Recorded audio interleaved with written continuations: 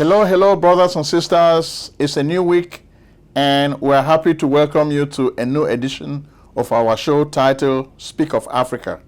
We've told you we started this show because we wanted to give you a voice. When you look at the news week, so much has happened in Africa, and our job is not just to report the news. Our job is to inform you what is happening, what is the news behind the news. We give you the backgrounds, the context within which you can understand the days happening, the week's happenings. So before we start, as usual, we want to say thank you to all our subscribers. Without you, we'll really not have a show. We also want to thank those who are viewing this show for the first time. If you are viewing this show for the first time, please go ahead and subscribe.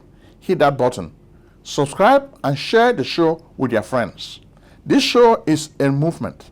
We're trying to change Africa. The debate we face today is Eurocentricity or Afrocentricity. What is the choice? If we want to choose Afrocentricity, if we want Africa to be at the center, then we have to come up with African solutions. Today, Europe is dominating all the headlines.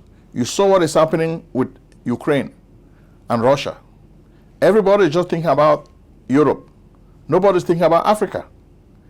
When you look at Macky Sall, the president of Senegal, he had to travel to Russia to talk to Vladimir Putin about the plight of African countries.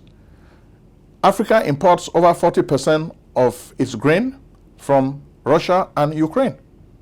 So with this conflict, Russia has blocked a lot of those Ukrainian ports. They cannot transport wheat to African countries. So it looks like there's a looming agricultural crisis in the motherland. And that's what we face. This exposes us to the phenomenon of dependency. We've always told you on this show that the solution to African problems is self-reliance, self-sufficiency. But our leaders are just dumb. They continue depending on other countries. Agriculture is paramount. The first thing you do as a country is to learn how to feed yourself. If you can feed yourself, then you've solved a major problem. If you have to depend on other countries to feed your population, then that's a disgrace. And this is what we're telling you with the show of today. The same happens with a lot of the African conflicts. Africa is pretty much neglected. The international will is not there.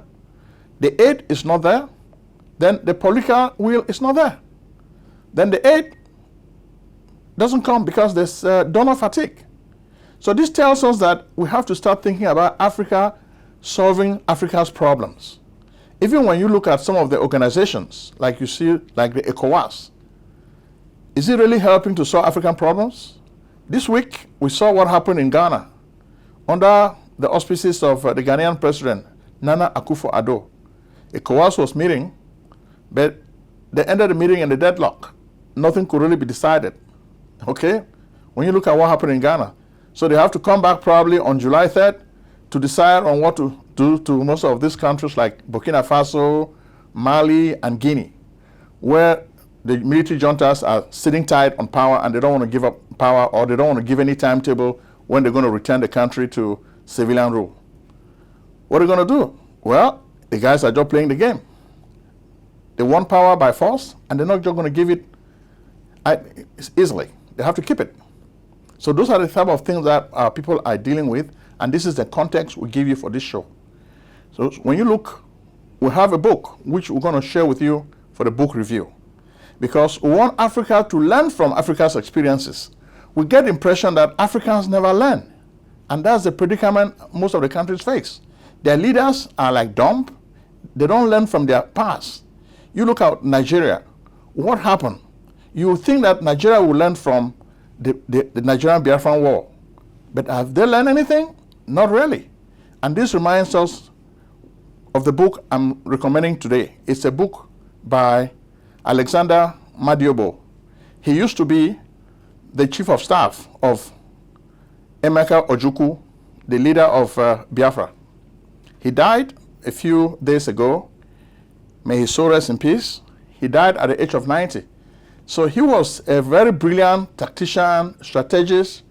You look at a new country with nothing, but they were able to fight the whole of Nigeria for more than 4 years, thanks to the strategies Alexander Madiabo came up with. So he was such a brilliant tactician. So he wrote this book, and the book teaches us a lot of lessons. What can we learn about marginalization so that we don't repeat what happened during the 1960s to Nigeria? The country reached breaking apart.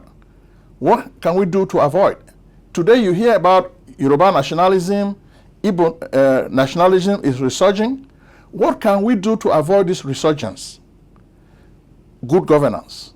But are we having good governance? That's a challenge for this show.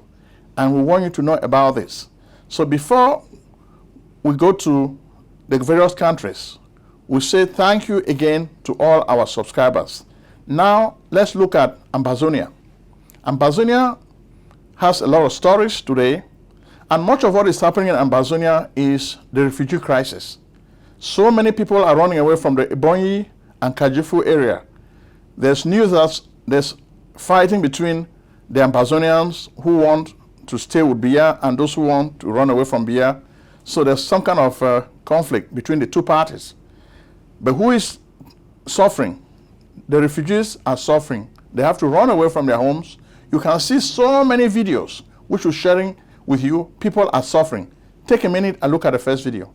To Bonkwab, as you can see, refugees are coming from Bonkwab to Bashu because of the war that happened today, Sunday, the 29th of May.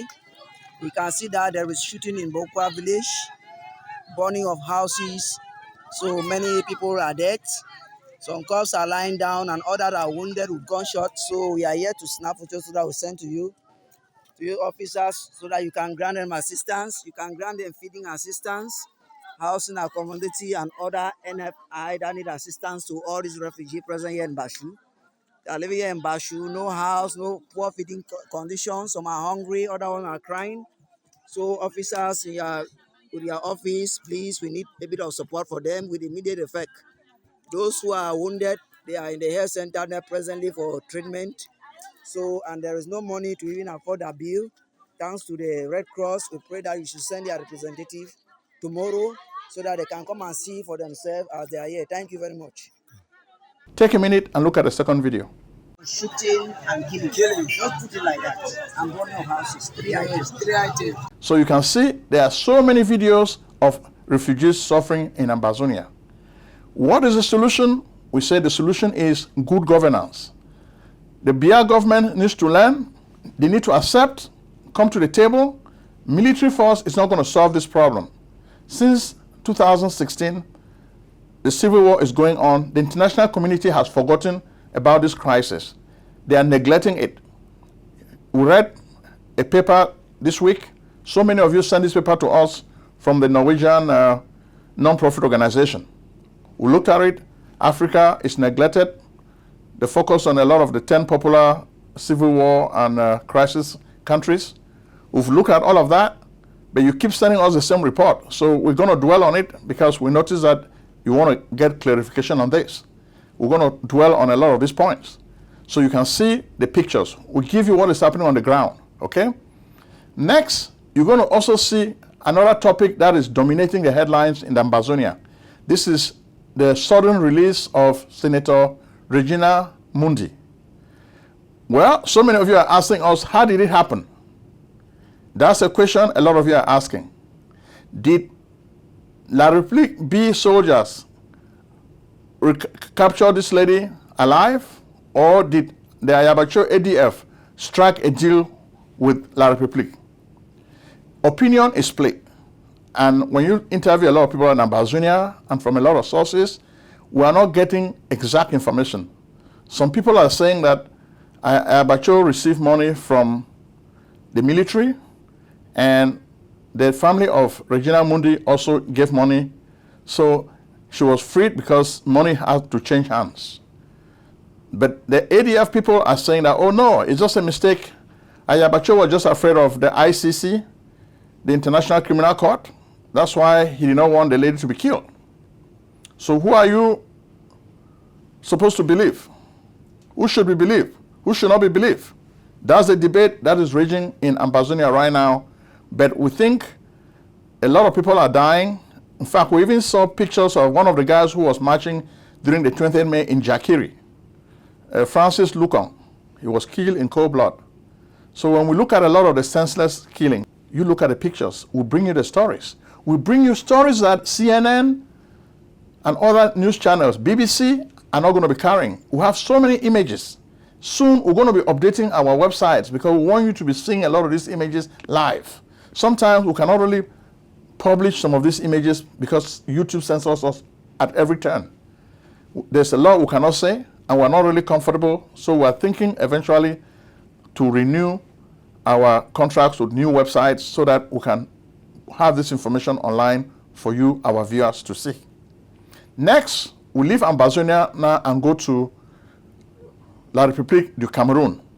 A lot is happening in La République du Cameroon, but the biggest story is the Glencore scandal. Glencore is a multinational that was founded by Mark Rich. You should know that Mark Rich is a criminal entrepreneur. Bill Clinton pardoned him, and he escaped the United States and settled in Switzerland.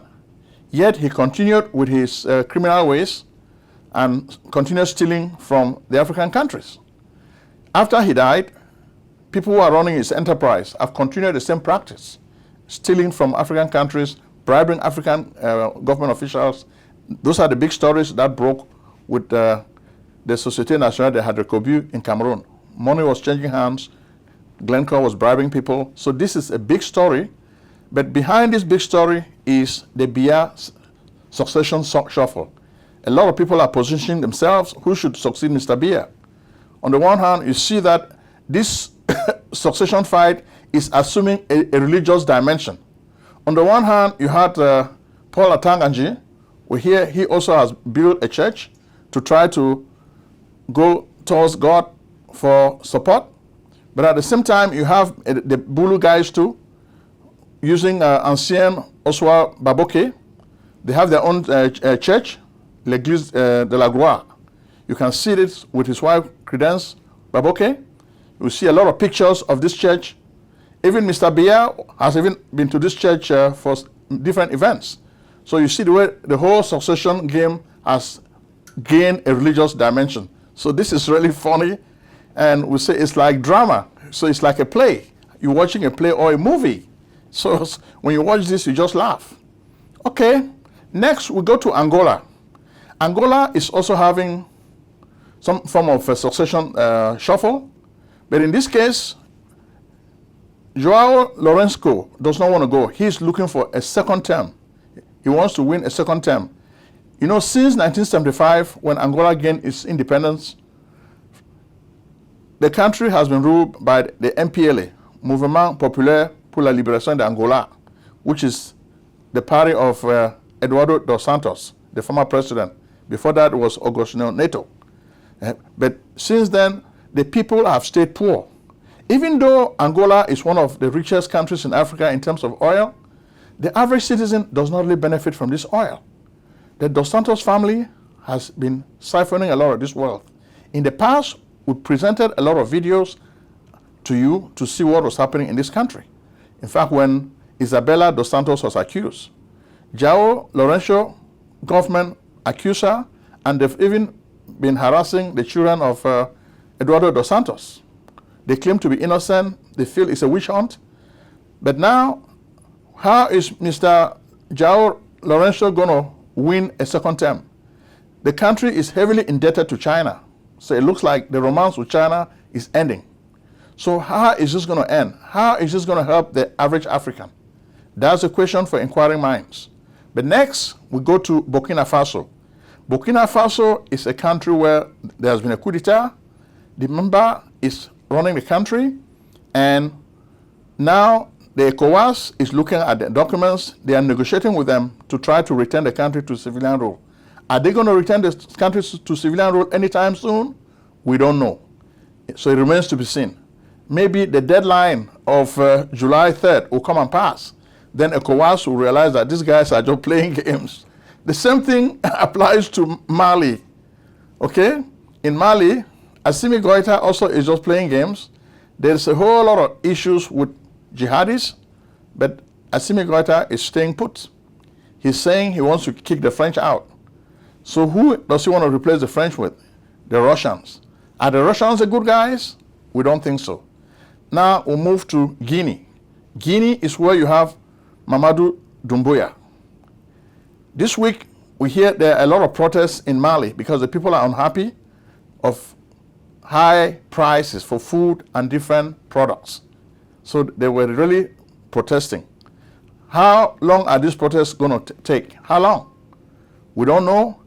Is Mr. Doumbouya going to do anything to change the lot of his people pretty soon? It remains to be seen.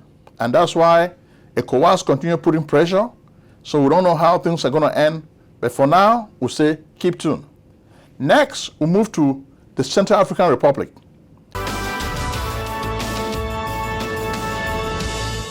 Is the COVID-19 crisis sweeping and stressing you out? Are you looking for smart answers, latest information from health experts, newest tips from doctors?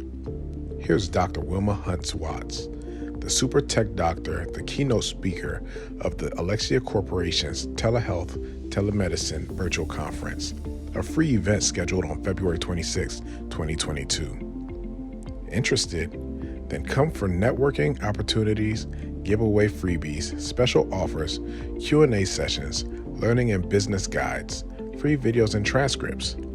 Don't ignore COVID-19. Don't make the worst mistake others are making. Plan to attend the virtual medical conference. Discover Alexia HTC, America's newest EMR/EHR application, shaking things up in the telehealth, telemedicine space.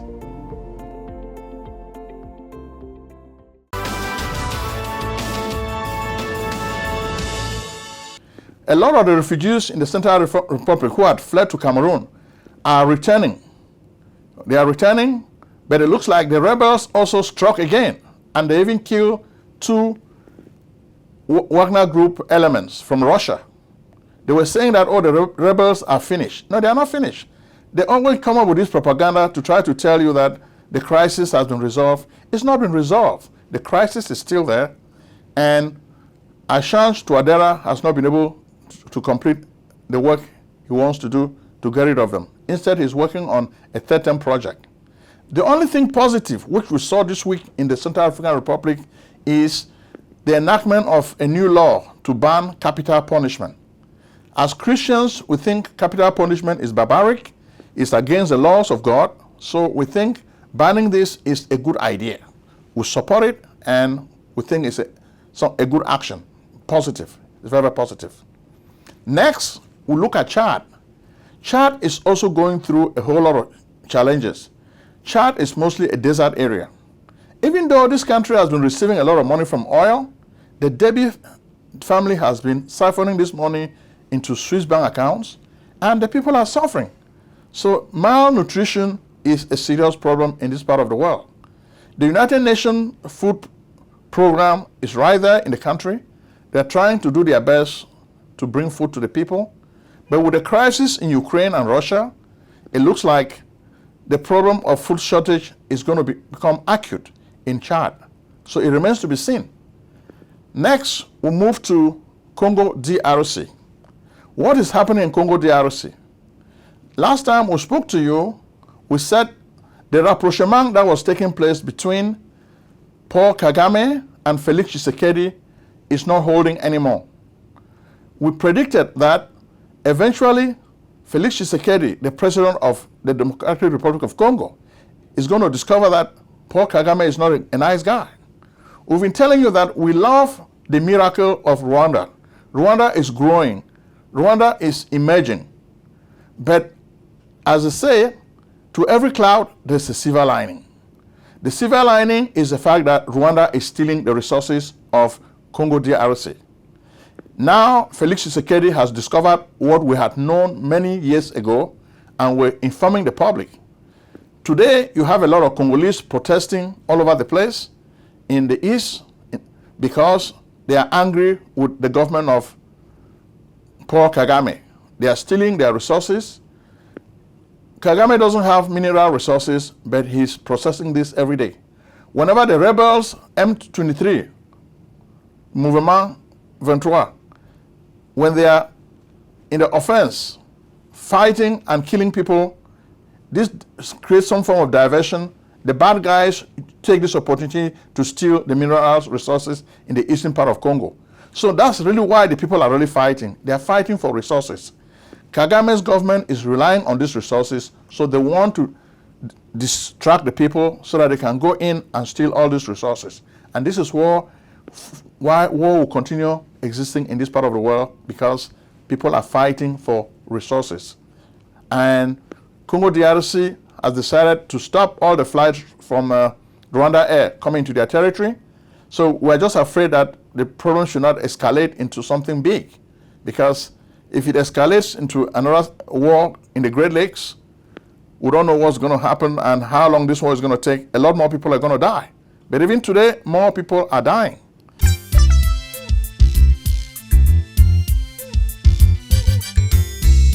Hey, yo, Shape, I thought you was going to take me to this place so I could get my taxes done. You know I'm trying to buy a new house. What's up?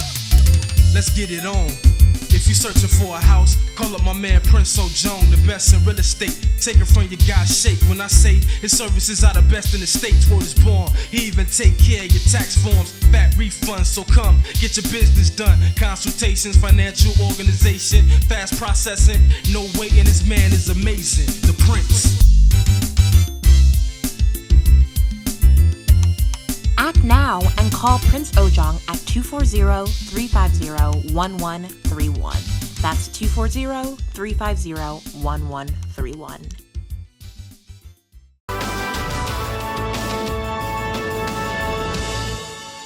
So next, we move now to Nigeria. Nigeria has a lot of stuff. As we're coming to the studio to tape our show of today, you send us news about an attack. Jihadists in Ondo attacked St. Francis Catholic Church. Why? This is just a pattern. This is the normalization of jihadist activity in the country. When Mr. Buhari became president, the Nigerians were under the impression that as a general, he would be able to put a handle on insecurity in the country. But we've come to realize that he doesn't even know what to do. A lot of the security meetings he holds are useless because they've not yielded any fruit. We've told you in the past that the solution to insecurity is not listening to Western powers. The solution to insecurity is for Buhari to sit down with his people, solve the problem, diagnose it like a scientist. Okay? The scientific approach consists of observation, classification, and analysis. It's a three-stage approach. Okay? Observe the problem, classify it, then analyze it. This is what Mr. Buhari and his team are supposed to do. But it looks like they're just confused. They don't really know what to do. And by the end of the year, they'll be ready to leave the country. What they spend more time doing is politicking and stealing money. Okay? You can see that the politicking is what is really preoccupying them. Before Mr. Buhari left for the ECOWAS meeting, he had not even settled on a candidate who is going to be his successor. But a lot of drama took place this week. You could see that Mr. Bola Tinubu came out swinging. He became very unhinged. In fact, it was really nice and fun to see what was happening. The guy came, I saw a little bit of comedy in the guy. He was really funny. He was speaking Yoruba to delegates, and he laid out his case. When you look at it, you see that Mr. Bola Tinubu signed a pact with President Buhari. I'm going to help you to become president. After you become president, next time you will help me to become president. So it looks like Bola Tinubu held his own part of the bargain, but now Mr. Buhari, as a result of pressure from his cabal, cannot really hold his own part of the bargain. And for the first time, Mr. Bola Tinubu had to come to the fore in public to tell the people what really happened in the dark. He said he made Mr. Buhari president, and he justified. He lay threadbare how he did it. Mr. Buhari wanted him to be his vice president. But Mr. Buhari is a Muslim, Mr. Bola Tinubu is a Muslim. So they realized that the country is not going to accept two Muslims on a ticket. So they needed a Southerner. Mr. Tinubu had to sacrifice his presidential ambition. So he said, listen, I don't mind. I can step down as the vice president in favor of a Christian who can become the vice president. And that's how he chose Professor Yemi Osinbajo as vice president, a Christian. But today, he thinks it is his turn. He has served the party. He created the APC party. He made Mr. Buhari president. So he thinks he deserves to be president. So he thinks now is his turn. And his people also thought that now is his turn. And we think Mr. Bola Tinubu is a very powerful force. I don't know whether Mr. Buhari wants us to go back to the days of Biafra. Nigeria suffered a whole lot. The Yorubas have been agitating with Oduduwa. Does he want them to agitate and form their own country? Does he want them to break away? That's what we're afraid of. So he should not be playing this game of brinkmanship, because they can play this game and eventually things will go sour. So we think Mr. Buhari needs to think twice, think with his brains, because we're just afraid that Nigeria may break into pieces. From Nigeria now, we want to move to Senegal. Senegal has given the African Union a leader, and this leader is their president, Macky Sall. This week, Macky Sall traveled to Moscow to meet Vladimir Putin to make a case for grain shipment to Africa. We have a whole lot of pictures we can share with you of this meeting. What did Mr. Putin say? Well, we have to understand that this is superpower politics. Mr. Putin is using Macky Sall. Macky Sall probably doesn't understand that these people are playing neutrality does not really help you. There's a crisis. You need to take a stand. You cannot say, oh, we are Africans. We don't have anything to do with the European fight. Well, the European fight is affecting you. Now you cannot eat because the European fight is affecting your people. Okay, you cannot get the grain that you normally import to feed your people. So you cannot say, okay, now Russia, just give me grain. I don't want to be part of your fight. No, Russia wants you to commit. Russia wants you to take side with them. Then they will give you grain. So you don't need to be a baby to learn geopolitics. Russia is not going to give you grain for nothing. You have to show that you are supporting Russia. Then Russia will give you grain. So don't just sit as president and say, oh, even though we're Africa, we're far away, the war in Ukraine is affecting us. Please, we don't want to be, we're neutral. We don't want to be part of this war. Just ship grain to us. Come on. That's naivete. Russia will give you grain if you support Russia. America will help you if you support the West. So it's a choice. You cannot say we want to sit on the sidelines. It is a mistake for African countries to think they can sit on the sidelines and then they will get stuff from Moscow and from Washington. It's not going to work. They have to learn to feed themselves. So if they want to be neutral, then they should learn to feed their population. They should learn to emphasize agriculture in their countries so that they can have enough food to feed their people. Self-sufficiency in agriculture is very important. We have different climates in Africa, and we think they should be able to grow their own food and grain so that they can feed their people. We can start mechanizing agriculture, which is what most African leaders should be thinking about. Mechanized agriculture. The Industrial Revolution started many years ago in Europe. We are still in the agrarian revolution, but we've not even mechanized our agriculture. So the lesson we learn from today is do not worry about the West marginalizing Africa. Learn to produce machines and produce food for your people. If you can do this, Africa will be fine. Thank you very much for watching our show. May God bless you. Bye-bye.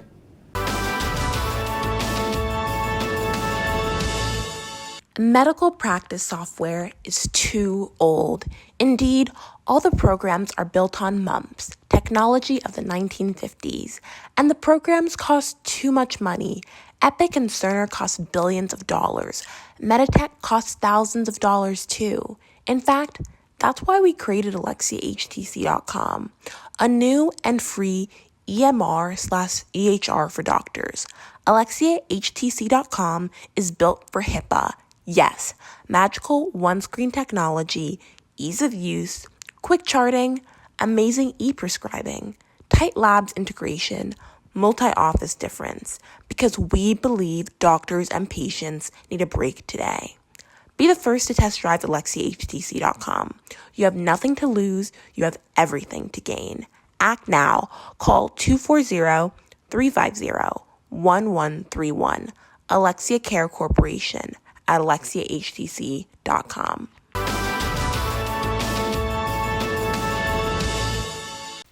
Selling a service or a product?